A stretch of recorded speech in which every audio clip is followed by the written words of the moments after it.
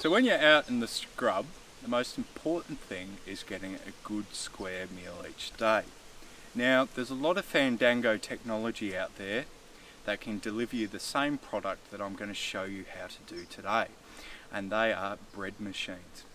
Now, all that's really required in bread is it's very, very simple. It's just a little bit of plain flour. I like to chuck a little bit of self-raising in, so it gives it an uplifting feeling, and good yeast. And it has to be good yeast because we want this to rise.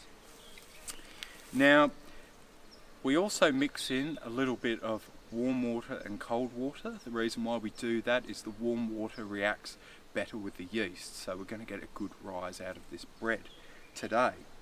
Now, it's important to make sure that you do actually make sure that you're going to eat good food out in the bush.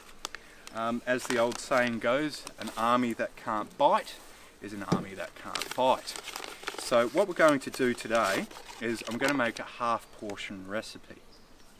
So we're going to go for 3 cups or a little bit more of plain flour, and then 1 cup of the self-raising flour. Now these are a man cup, so they're a little bit more than your average cup that you have in the kitchen. So we're going to chuck that into here like so.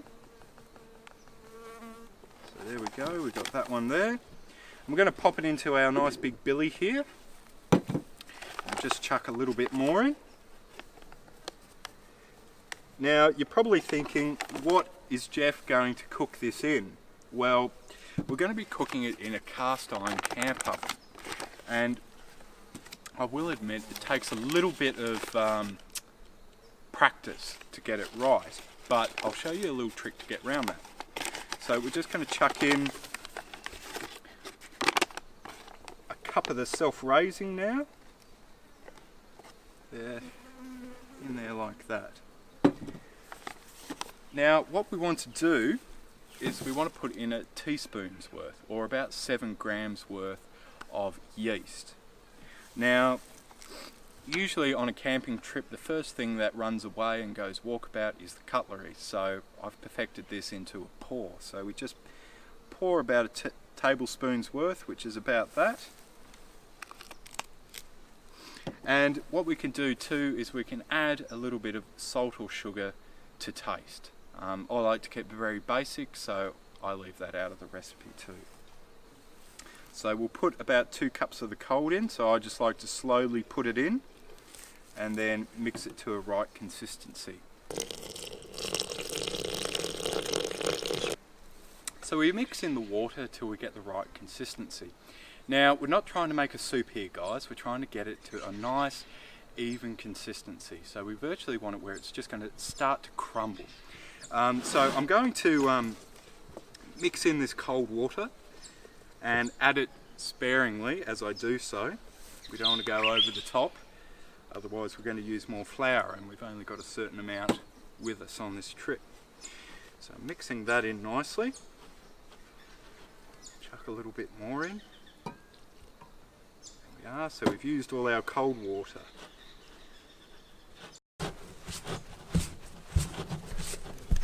Okay, so now we're going to add the warm water in, and the reason why we're doing that, as I explained earlier, is it helps the yeast to rise.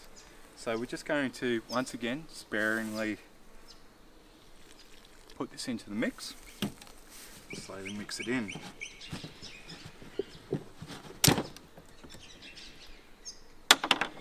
And I had too many wheat bix this morning. That one's lasted me 3 years, but anyway, it's done a pretty good job so far. So we're going to improvise, which is what you have to do out in the bush. You have to use what you've got at hand. So it means I'll just get a little bit more doughy as we go through. So we're mixing that through.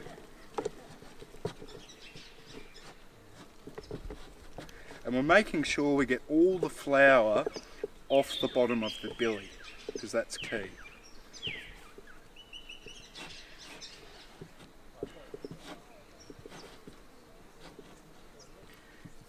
Just add a little bit more self-raising to that one there.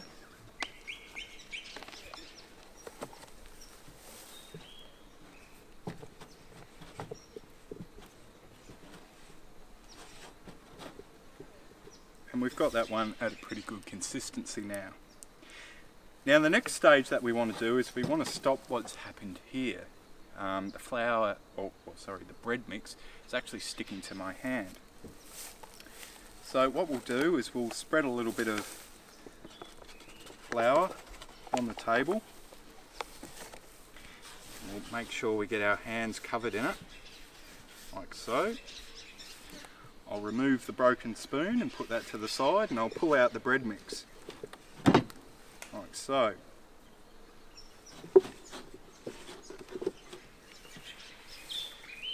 So as you can see, it's not a perfect little dough. It's a bit stringy, but we're going to knead it, and that'll help to make it infuse together. So we'll just knead that through.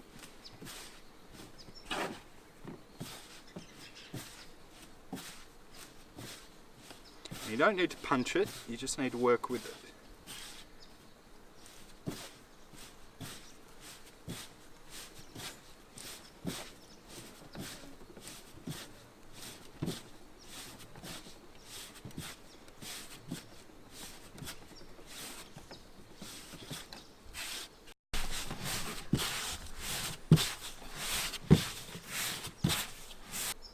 Now what we're going to do is we have to leave this to rise. Now, depending on what part of the world you're in, it's going to take longer or less. Here we've got a relatively warm climate. It's about 35 degrees centigrade at the moment. So it's not going to take us too long. It'll probably take us an hour, hour and a half for this to rise. But how we're going to do that is the secret ingredient. That's right, there's always a secret ingredient. So we're going to pop this in the billy here, and we're going to get a little bit of water and we're going to dash it on top. Now the reason why I'm going to do that is as it rises, the heat's going to increase and it'll create a crust on top. And we don't want that to happen. You don't want little chunks in your bread. So I'm just going to chuck a couple little dabs on top like that. And then we're going to pop the billy lid on top. And we're going to put it in the warmest place that we've got available. Now, if you're in a cold climate and you're driving all day in your vehicle, the best thing is to put it as close as you can to your exhaust system in the car. Don't put it underneath the car, put it in the car. And you want to leave it in there. If you start in the morning round about 8 o'clock, you'll need to knead it again round about probably lunchtime, and then leave it for the afternoon and it'll be ready to put in the fire round about probably 3-4 o'clock. Here, as it's a lot warmer, we're going to pop it in this can, we're going to pop it in the sun, and about an hour, hour and a half, it should have doubled in size. And that's the key to making bread in the bush.